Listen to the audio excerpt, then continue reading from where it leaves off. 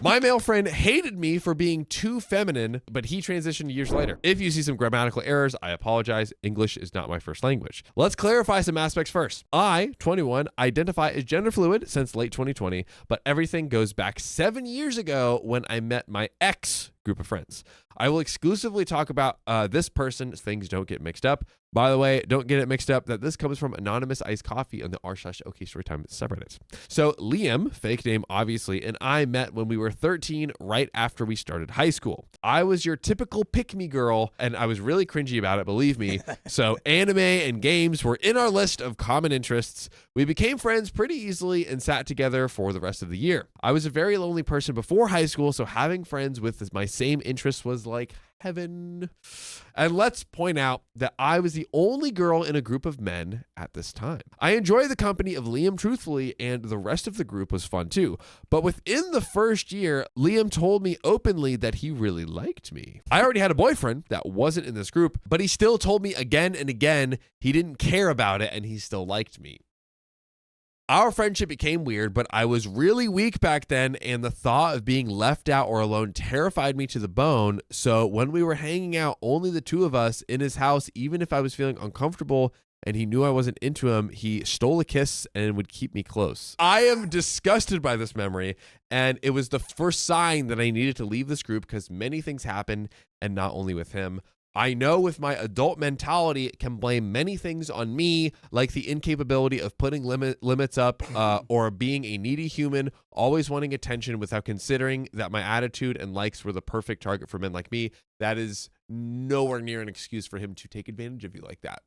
Let's continue. That was in the first year of high school. The rest? Well, honestly, I can't recall anything from the second year. It was pretty chill, honestly, and it was where my Metroidvania obsession started, and I spent most of my time gaming. I can't remember a thing from my social life. Oh yeah, Liam did get a long-distance girlfriend. I felt somewhat relieved. Now he can't like me, right? Kind of mentality. The third and fourth are a drama of itself, but focusing on Liam, we had many conversations of how he still likes me besides having a relationship. There it is. Oh. Especially in our third year, but also didn't want to lose his best female friend. He wouldn't even call this woman his girlfriend. I can recall having a strong connection with him in how I didn't consider him attractive and that I didn't like him at all. That kept him quiet for a long while. Good. And when this first long distance girlfriend dumped him a couple of months later, he dated another long distance girl, but this time he was more loyal, quote unquote, to say the least. The fifth and last year in my country, high school is in a 5-year time period. It's where things start to get confusing if they already weren't already. In many instances, we agreed that the stage in our friendship was a waste of time and we blame hormones somewhat. So yeah, Liam and I were only friends since that year started, and it became one of the best years of our friendship. Lots of honest conversations and pretty good times. Later that year, the second girlfriend left him, and I can say this time that he really was hurt about it. I went to his house by surprise one day and stayed comforting him all evening like the good friend that I was. I remember telling him how happy I was for finally leaving that girl that only made him feel insecure. By this point, we were already in the end of high school and we started college separately the next year. Everything sounds a little suspiciously perfect. Yeah, I don't trust it at all. My college was really close to my house and I visited him a couple of times. He quickly found a programming job and I was so proud of him. He really looked like he wanted to progress in life and I supported him every time I could.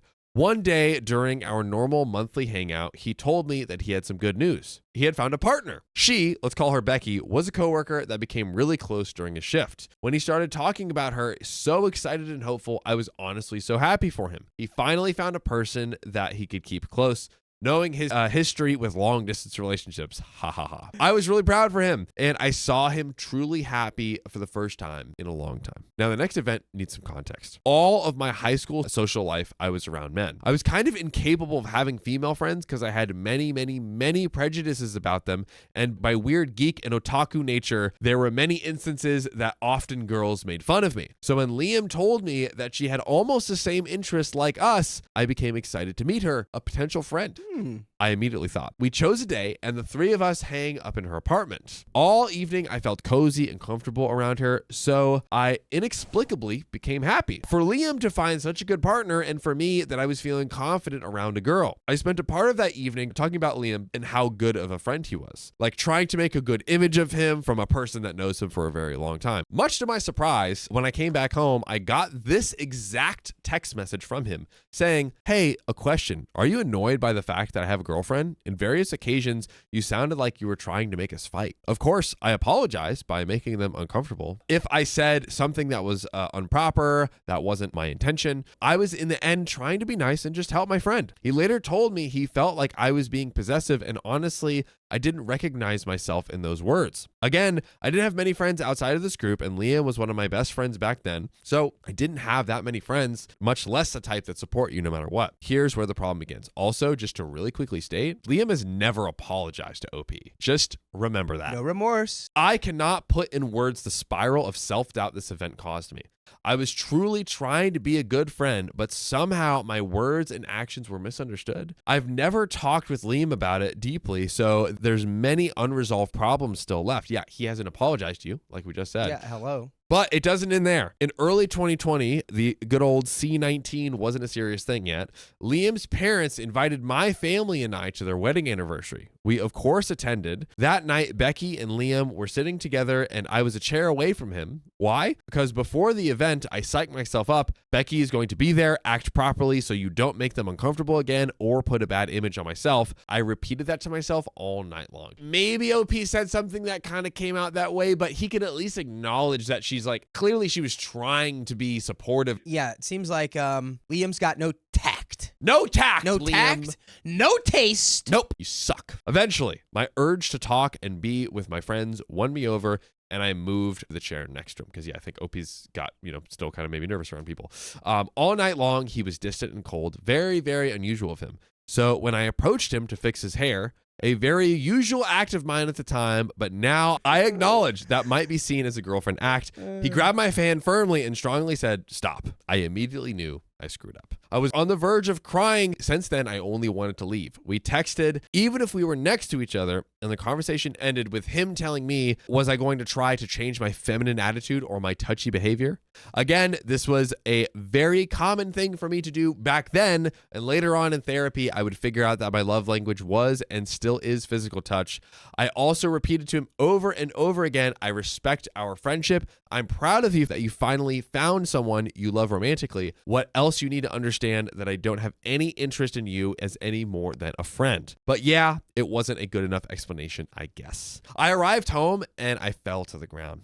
I believed back then that everything had been my fault and that being a woman was a problem. Remember that. So later on, we stopped talking. The old pandemic happened. I was stuck in a bedroom all day long, and slowly this group of friends didn't include me on anything. I left my career. I was almost alone on the side of a very close friend that also almost left me, and he made it clear that being a woman was a problem. Also, being needy and touchy too. I decided to find a job and start urgent therapy. My efforts to try and understand in what I failed were unsuccessful in the most part. Many of them were left unsolved with Liam and this other friend that I mentioned, but came back to the conclusion that yes, I had bad things back in high school that needed to be attended to in therapy, like the neediness and the problem communicating with girls, for example. But did I deserve to be left out by my two best friends for being a woman? That caused a lot of damage, dang it! Absolutely. And honestly, I cannot forgive them for that. Not at all. Yes. Forgiveness is for us, not for them. Forgiveness is what allows us to move past I see what you're saying. our own stuff. You can forgive somebody, but that doesn't mean that you forget how they made you feel. They made me believe that as a person, I was worthless, that being left out was all I deserve. Maybe it sounds exaggerated, but the pain I went through to regain some self-confidence was really long and tedious. I can now say I'm better thanks to my therapist, my boyfriend, and now a better few amount of friends. But I still have trust issues, and I'm incredibly cautious around men now, even though, and I'm still working on it, I am more comfortable around them. Now, I wouldn't be writing this without the reason I became so angry lately. Liam has now identified as a woman. Don't get me wrong, I support trans people with all my heart. That was a very important thing to clarify. I'm conflicted by the fact that not only this person, now Natalie, was able to hurt a person only because their gender and quote unquote feminine attitude, and now has the audacity to identify as a gender that once criticized and blamed. I'm disgusted, angry, disappointed, and more or less, I feel like all the pain she caused me is now meaningless, that now it's confirmed that I was the bad one, the exaggerated, the drama seeker, the toxic female friend. Everything that somebody said because of my birth gender is true, and I'm angry about it. The self-hate started again right after I knew it. I'm on the verge of crying every time I see myself. My goodness. Let's take a quick pause and that I don't quite understand OP's point there. Thank God, because I didn't either. And it's not giving anything. I felt like we were coming to a good place, and OP was like getting a therapy, getting the has a boyfriend, was coming to a better place, and it's like I don't know.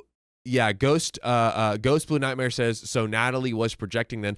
My read of this situation was that maybe again back in time, Natalie had identity issues and had some self-hate or like hate stemming from her confusion of her own gender identity and not being sure, and took that out on OP, which is not acceptable, by the way, at all. It's not that doesn't excuse it, but I feel like OP is taking this and is putting it back into. I don't understand where the revival of the self-hatred comes from. I